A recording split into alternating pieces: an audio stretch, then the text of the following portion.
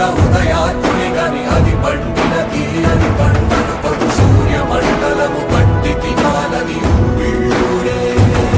తన దేహం మాటున రవి మరుగై జలము చీకటై పోరా